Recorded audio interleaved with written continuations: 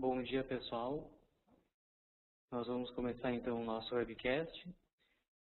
Meu nome é Leonardo de Quadros Lusato, para quem não me conhece ainda. Trabalho aqui na Crio Technologies como gerente de produto e trabalho atualmente com o software Orquestra BPM, que é um BPMS voltado à simplicidade e facilidade de uso por parte dos analistas de negócio. Nosso webcast fala hoje sobre o tema Melhores Práticas na Automação com Orquestra BPM. Então, como podemos ver ali nesse nosso slide de abertura, nosso foco é o produto Orquestra BPM em si.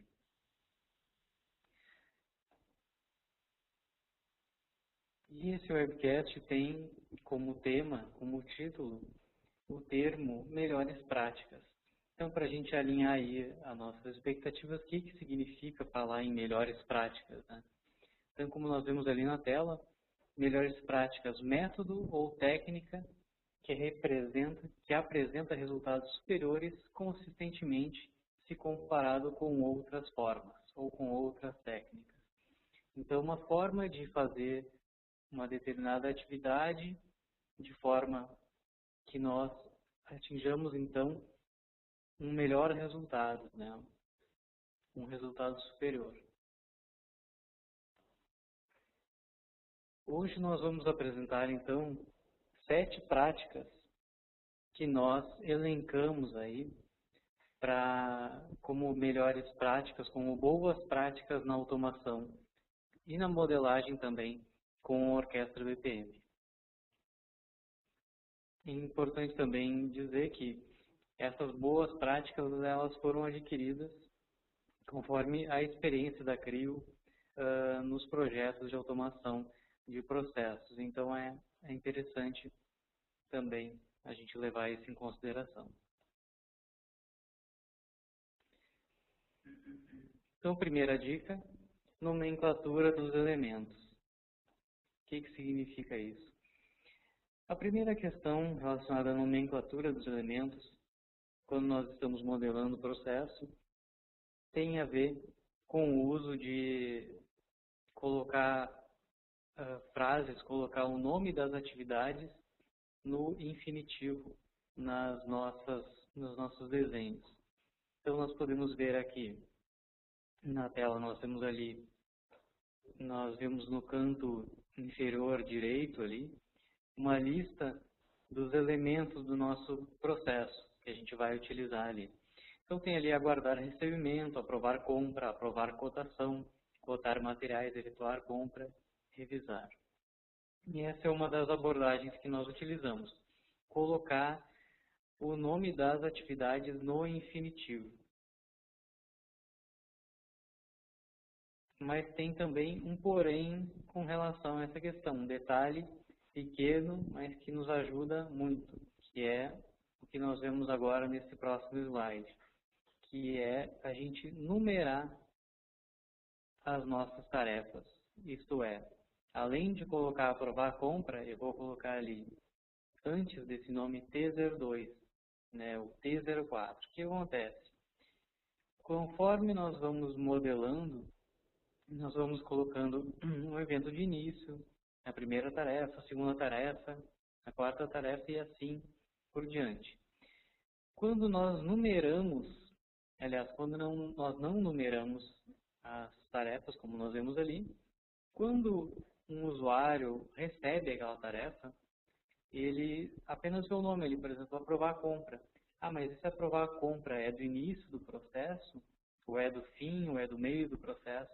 Então, como forma de facilitar a localização da atividade, tanto no nosso desenho, quanto para quem está executando e recebendo a tarefa, é justamente colocar esse número. Então, por exemplo, se eu receber a tarefa T02, aprovar compra, olha, eu sei que eu estou no início do processo. Digamos que eu tivesse um outro aprovar compra lá no final do processo. Então, eu teria lá, por exemplo, T20, aprovar compra. Então, com isso eu consigo ter uma melhor ideia do ponto do processo, do ponto do nosso desenho que a gente está trabalhando. Então isso é uma boa prática, é algo que nós temos visto como positivo nos nossos projetos. Nós sempre utilizamos essa abordagem aqui, sempre colocar o nome ali. Então, por exemplo, quando é tarefa, nós colocamos T e um número, né? Por exemplo, T02, como nós vimos ali. Se é uma tarefa de SP, nós colocamos, por exemplo, SP01, SP02, né? Para dar uma diferenciada do que é tarefa humana, o que é tarefa de banco de dados e o que é tarefa de integração. Então, dá para colocar esses prefixos ali para nos ajudar a nos localizar. Independente desses nomes, do prefixo, do nome que a gente for utilizar, se a gente está trabalhando com o desenhador de processo da orquestra, nós temos ali uma caixa de pesquisa, que nós vamos destacar aqui, do lado aqui desse campo página.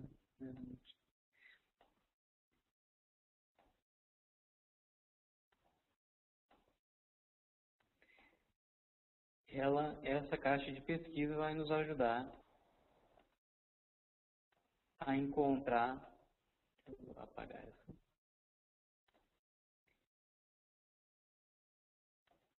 vai nos ajudar a encontrar a nossa tarefa no nosso desenho, mesmo que ela esteja em outras páginas.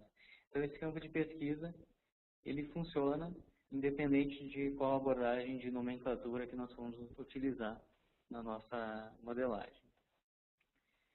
Próxima dica é a organização em páginas.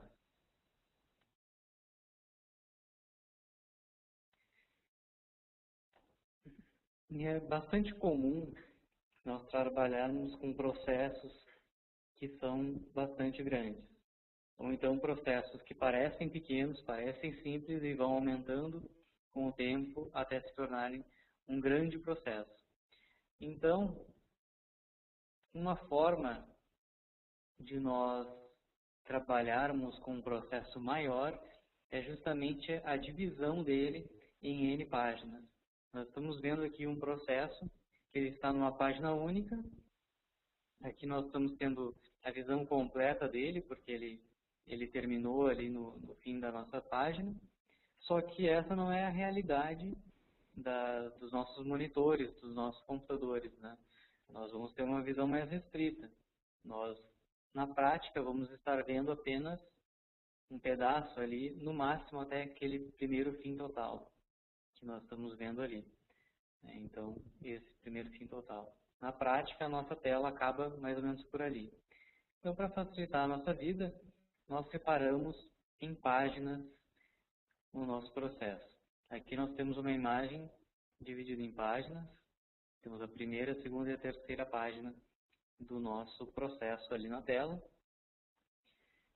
E com essa separação em páginas, nós podemos navegar entre as diversas páginas de forma simples no desenhador de processos da orquestra. E para a gente poder utilizar essa abordagem, nós precisamos utilizar o elemento chamado link. Então, o elemento link, que é esse que está aqui no início da página, ele permite com que nós passemos de uma página para outra do processo. Tanto quanto nós estamos modelando, nós estamos na modelagem de processo, quanto também nós estamos num processo desenhado para execução.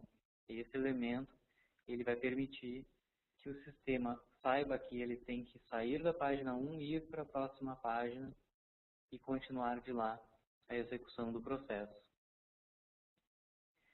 Em tempo de execução, ou seja, quando o processo está publicado, está sendo executado pelos seus participantes, e essa troca de páginas, esse salto de uma página para outra, ela é totalmente transparente para o usuário, para a pessoa que está executando as tarefas.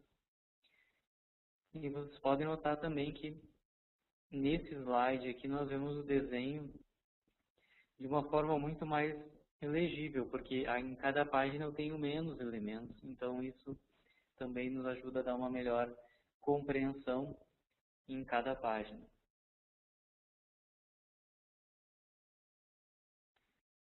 Terceira dica muito importante é sobre a caixa de entrada de tarefas da orquestra. Nós temos aqui um exemplo da caixa de entradas de tarefas da orquestra, onde um usuário aqui no caso tem 5 tarefas pendentes na sua caixa de entrada, 2 estão já atrasadas e tem 3 tarefas também que estão próximas da data de expiração. Então ele tem 5 tarefas pendentes ali com ele. Só que nós vemos ali também que todas as tarefas são do mesmo processo e são também a mesma tarefa. Então, dessa forma, o que o usuário tem que fazer? Ele tem que clicar em cada uma das tarefas para, quando abrir a tela da tarefa, poder ver os detalhes do que ele precisa aprovar ali daquela compra. Então, tem uma maneira da gente facilitar a vida desse usuário, para que ele não precise ficar clicando tarefa por tarefa, abrindo cada tarefa, para saber o que ele pode fazer naquele momento. Isso é feito, então, através do campo configuração da caixa de entrada. Esse campo se localiza dentro da tela dos detalhes do nosso processo, quando nós estamos cadastrando o nosso processo. Nós temos ali nome, descrição, área responsável, né, diversos outros campos, e lá embaixo nós temos configuração da caixa de entrada. Esse campo, então, nós podemos escrever ali uma etiqueta, um label para a informação que eu quero. Então, colocamos ali item 2 pontos. E queremos que, junto desse item, seja colocado também o valor do campo de formulário item, que é um campo do formulário do meu processo de compras. Então, nós vamos ver agora o resultado final dessa configuração. Tenho ali a tarefa, o processo, e logo abaixo tem o conteúdo do campo item, que era o item de compra que a pessoa precisava comprar. Então, ao invés de eu colocar deixar apenas o nome da tarefa, o nome do processo, eu posso também colocar os nomes, os valores dos campos de formulário, como nós vemos ali na tela. E dessa forma eu consigo diferenciar qual dos processos, qual das tarefas de aprovação de compra eu vou trabalhar antes. Então, isso também é uma forma de nós aprimorarmos a experiência que os participantes do processo vão ter posteriormente. Além disso, tem outro benefício, que é na parte lateral ali, ao lado das minhas tarefas, eu tenho o bloco meu histórico, e ali no meu histórico eu também tenho esse mesmo valor, mesmo item também é exibido ali na parte do nossa listagem ali do histórico, dos processos que estão em andamento. Então, ali eu também vejo informação, ali eu também vou conseguir diferenciar melhor o que estava sendo solicitado nesse processo de compra. Então, isso é muito importante para nos ajudar no dia a dia, facilita muito. E também vemos aqui nos resultados de um relatório de acompanhamento geral, nós filtramos pelo nosso processo de compra e está ali também em destaque o item que cada processo de compra se era solicitado. Então, nós vemos ali que, dessa forma, nós também não precisamos clicar processo a processo para ver o que nós estávamos trabalhando. E sim, vemos logo de cara, nós vemos já o que nós estávamos solicitando naquele momento. Então, eu recomendo fortemente a utilização da configuração da caixa de entrada para mostrar os valores dos campos do formulário.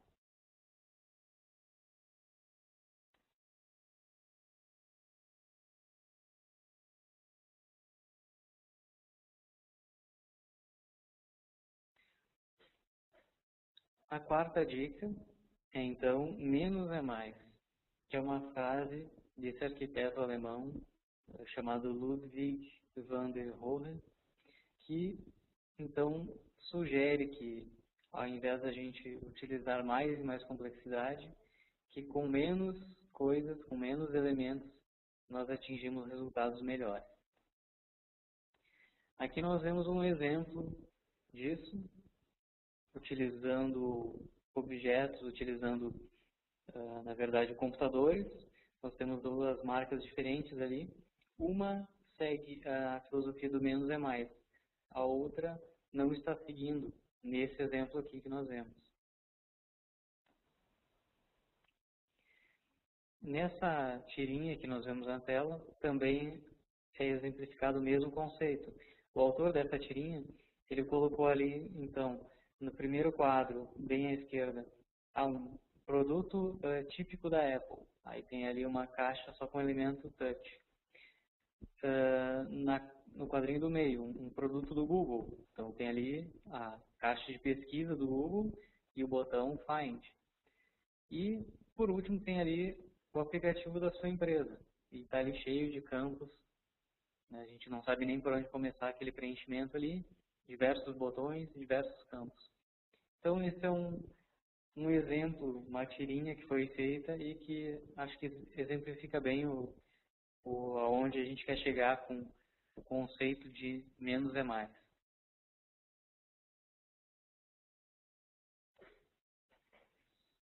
Então, trazendo para a orquestra essa questão do menos é mais, nós sabemos que existem empresas que possuem já formulários extensos, geralmente ainda no papel, ainda são formulários em papel ou ainda são formulários feitos em algum editor de texto, né?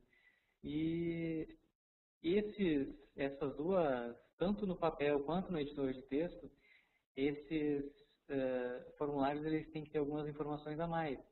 Por exemplo, a quem está solicitando, em que data você está solicitando, a sua assinatura.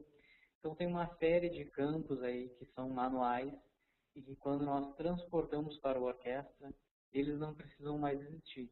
Então, quem está solicitando? Isso a orquestra já registra para a gente automaticamente. Quando essa pessoa solicitou? Isso também é algo que já fica registrado no sistema, a gente não precisa ter um campo no formulário para isso. Então, só com essas informações aí, nome, talvez o e-mail da pessoa, endereço, esses detalhes, né, e até a própria data, a gente já pode eliminar. Então, já temos alguns campos a menos aí na nossa tela. E além disso, quando nós estamos trabalhando com um formulário eletrônico do orquestra, nós temos outras possibilidades que são, por exemplo, possibilidades de integração.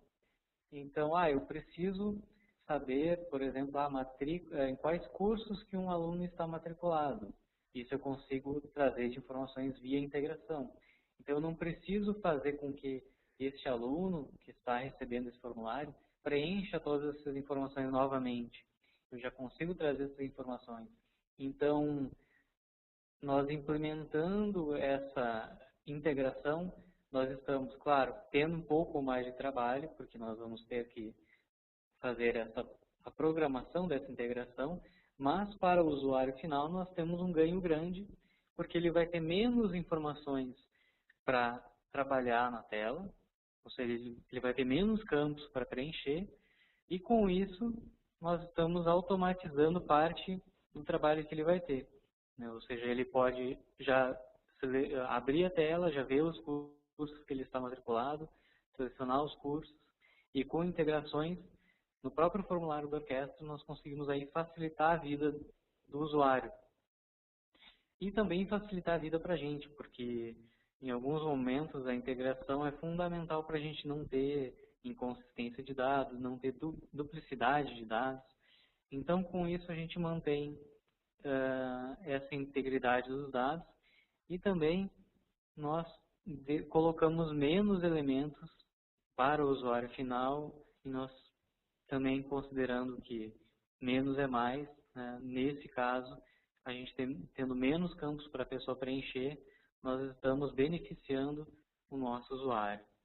Além disso, existe muito a questão de colocarmos todos os nossos campos como obrigatórios, né? Às vezes a gente precisa, a informação não, isso é essencial, mas realmente a gente tem que avaliar a necessidade da obrigatoriedade de cada campo. Isso vai facilitar também para o usuário final. Se ele tiver menos campos que ele precisa preencher obrigatoriamente, também isso facilita, a pessoa leva menos tempo trabalhando com aquele formulário. E também sempre tentar tirar os campos desnecessários. Então, se eu tenho um campo que era no meu formulário em papel ou era no formulário eletrônico de um editor de textos, eu tenho que ver se aquele campo ele continua sendo necessário, se continua valendo a pena ter aquele campo quando nós transformarmos para formulário do Orquestra, de forma que a gente possa aprimorar o formulário e não apenas transferir a complexidade de um formulário para outro, que daí nós não estamos, não vamos estar ajudando tanto o nosso usuário final.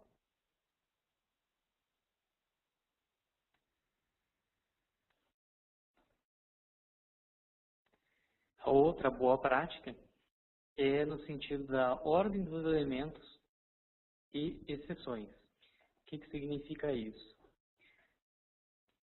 A ordem dos elementos do nosso processo. Então, nós temos aqui o desenho de um processo, onde nós temos lá mais para o final um envio de e-mail, quase no final ali um envio de e-mail, uma tarefa de web service, de integração e, por fim, o final da compra. Vemos em destaque ali então. Então, o que pode acontecer? O sistema, o que acontece? Nós vamos ter ali uma tarefa humana, aguardar recebimento, temos um marco, um envio de e-mail e uma integração. Se acontecer alguma exceção naquela integração, o sistema ele vai ter que desfazer as operações e retornar a tarefa de aguardar recebimento. Porém, nós colocamos ali um evento de envio de e-mail. E uma vez que o e-mail é enviado, não tem como retornar. Então, o que acontece?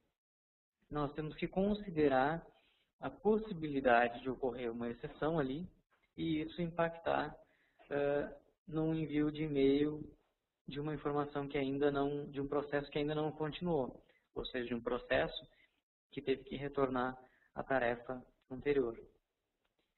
Agora, nós invertemos ali a situação. Nós colocamos a tarefa de integração e depois o envio de e-mail. Então, o que acontece? Se ocorrer uma exceção naquela integração, o sistema desfaz as operações e volta para a tarefa de aguardar recebimento, sem problema nenhum, porque daí ele não enviou o e-mail, ele não seguiu adiante, ele não passou daquele ponto da tarefa de integração.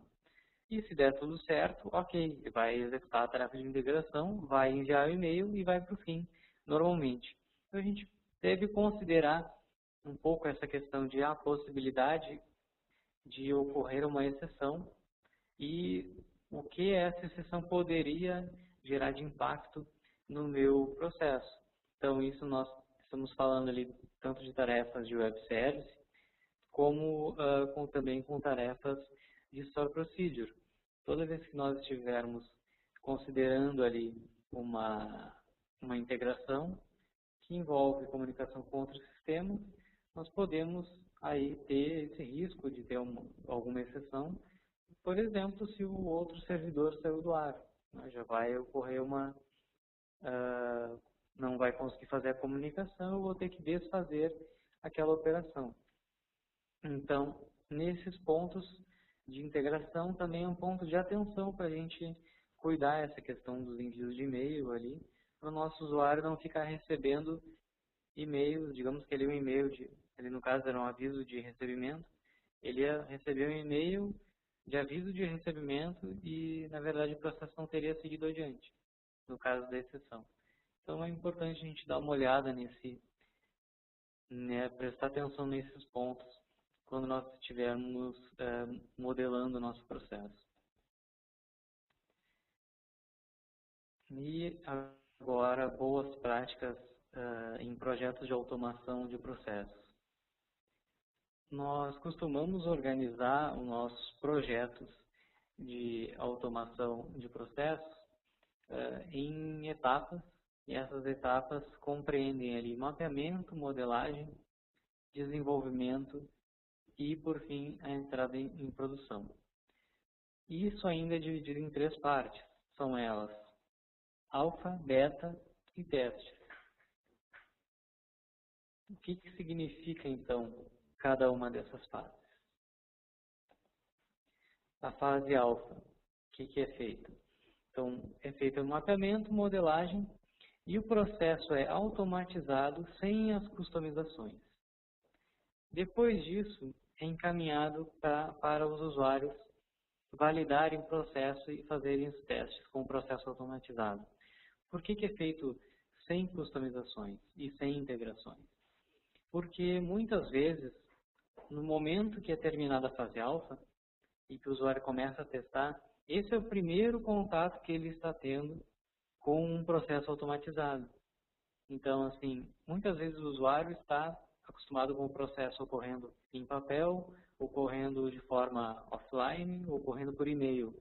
Então, essa é a primeira vez que ele está tendo contato com um processo automatizado rodando em BPMS. E, nesse caso, muitas vezes ocorrem diversas mudanças no próprio desenho do processo. Então, se nós tivéssemos desenhado o nosso processo, feito as customizações, feito as integrações, o usuário ia fazer o teste, ia ver, mas eu preciso que mude a ordem dessa tarefa com tal tarefa. E aí isso pode impactar no seu desenvolvimento, na sua customização, na sua integração, e você vai ter que reprogramar tudo aquilo. Então, por isso que é dividido nessa fase alfa. É bastante interessante e diminui muito o retrabalho dividido nesse tipo de etapa. A segunda parte, então, é a fase beta, onde aí sim o processo da fase alfa já está homologado pelo usuário final, e aí nós fazemos esse processo funcionar com as customizações e integrações. Aí então, nós teremos o processo completo, do início ao fim, com todas as integrações, todas as customizações. E aí volta ao processo completo por parte dos participantes.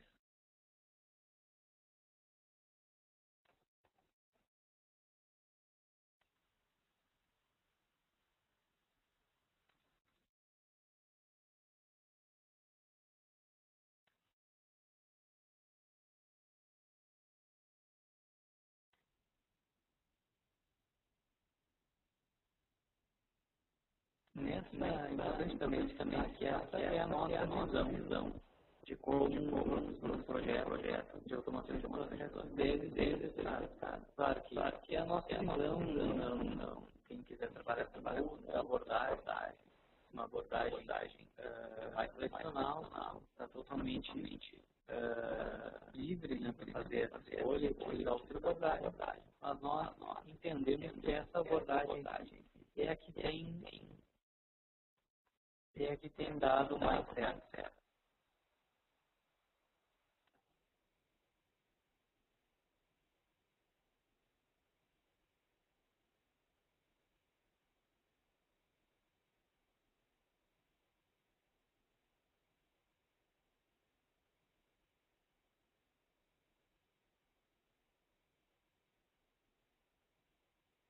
Agora vamos para a próxima etapa, que é a melhoria contínua.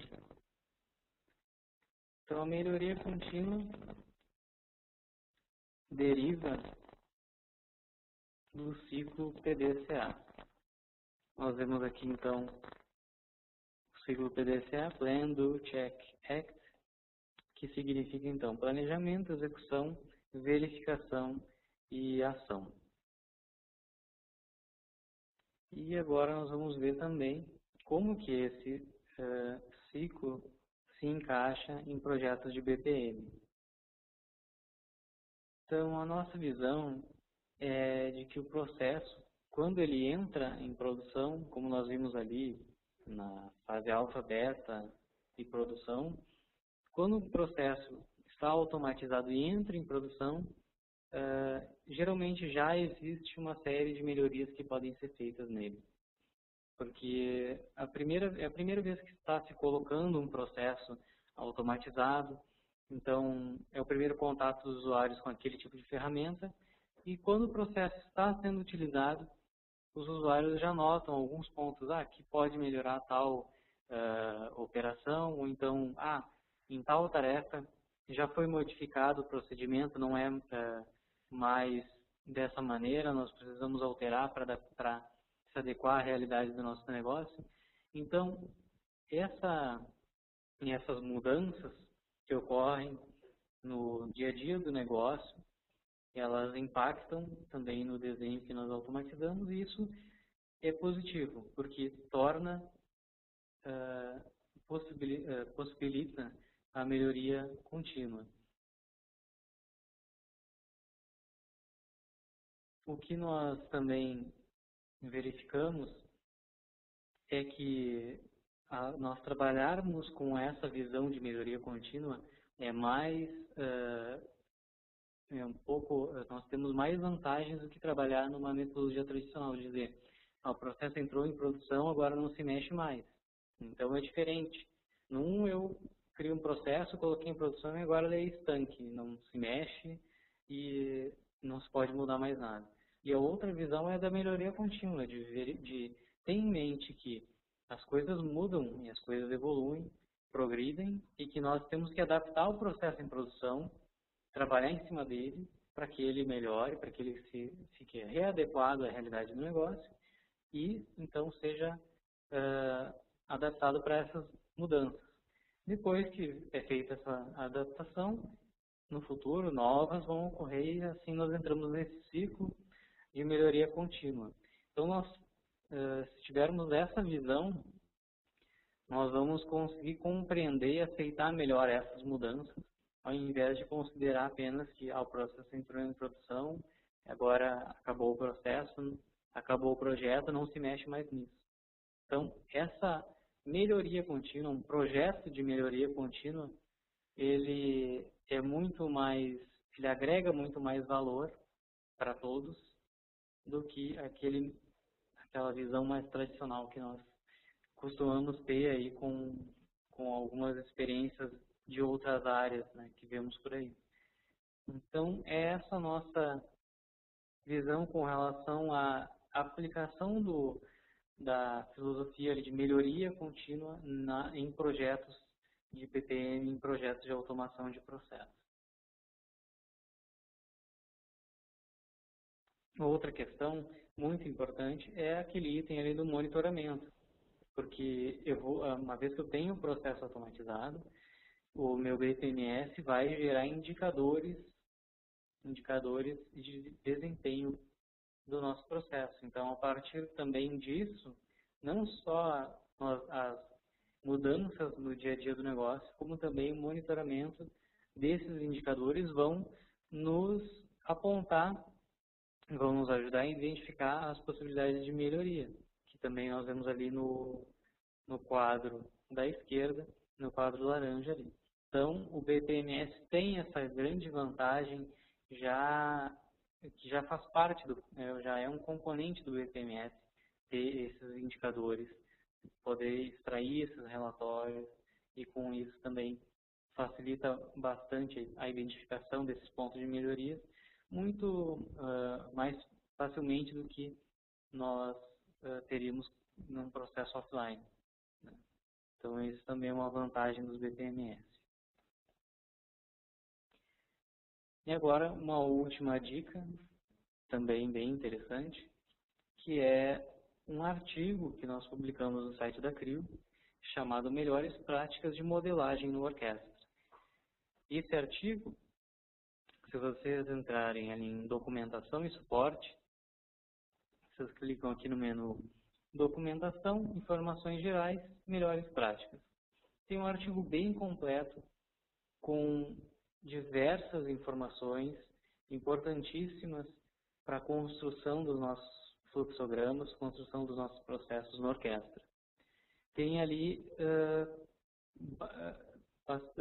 coisas muito importantes que às vezes a gente deixa passar, né? E que é importante a gente observar desde o início do nosso projeto de automação de processos. Então, convido todos a acessar ali o site da CRIO, crio.com.br, documentação e suporte, aí você vai encontrar ali este artigo. É um artigo extenso, Isso é verdade. E nele vale a pena você verificar as, as informações que nós colocamos ali. As coisas, muitas coisas que eu falei hoje estão ali também, mas também tem muito mais informação que vai ajudar você com certeza a melhorar o desenvolvimento dos seus processos de negócio.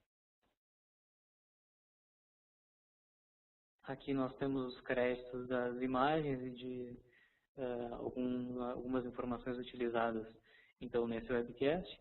O último item aqui, o item 9, é o link para o artigo Melhores Práticas de Modelagem no Orquestra. Eu vou postar aqui este link no nosso bate-papo, para vocês também poderem copiar ele e acessarem. E enquanto isso, a gente abre um espaço aqui para perguntas e dúvidas que tenham ficado dessa apresentação. E eu fico aqui então à disposição para responder estas dúvidas. Quem quiser fazer pergunta, pode encaminhar ali a sua pergunta através do bate-papo, aqui do Webex mesmo, e eu já encaminho a resposta para vocês aqui.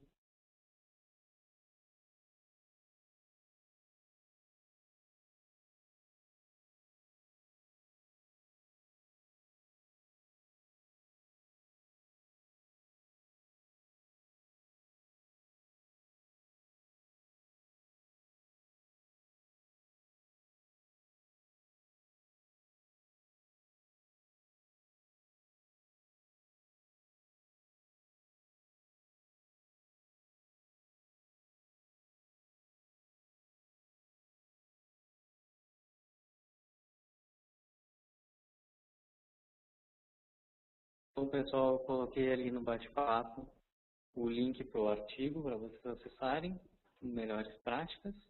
Lembrando também, quem puder responder a pesquisa ao final da apresentação, uma pesquisa para que a gente possa estar sempre aprimorando esses eventos, esses webcasts.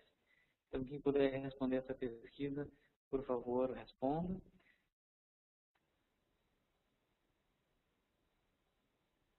Temos ali, então, uma pergunta relacionada às raias e piscinas. Quais as melhores práticas relacionadas às raias e piscinas? Bom, no nosso processo é sempre importante e facilita muito nós utilizarmos as raias e piscinas no desenho do nosso processo. Então, tem pessoas que começam a desenhar sem essa informação e isso acaba prejudicando depois o andamento da modelagem, porque depois que coloca as raias e piscinas, você tem que reajustar, reposicionar as suas tarefas, os seus elementos do processo. Então, é sempre importante,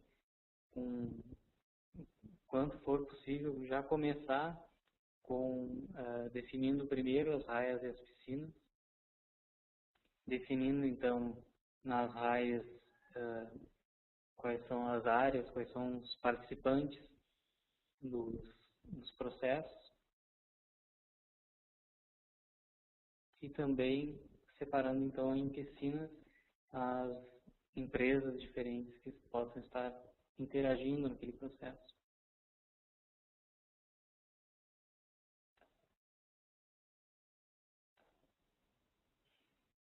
Tem uma pergunta com relação à parte do mapeamento por páginas. O mapeamento por páginas, na verdade, você entra no orquestra, entra no desenhador do processo, e lá você tem no menu, você tem ali a parte de selecionar a página. Quando você tem uma página só, você tem ali página 1 e logo abaixo você tem nova página. Quando você clica em nova página, o sistema cria para você uma nova página no processo. E aí você então começa a trabalhar numa segunda página. Para você trabalhar com N páginas, então você obrigatoriamente precisa ter o elemento link.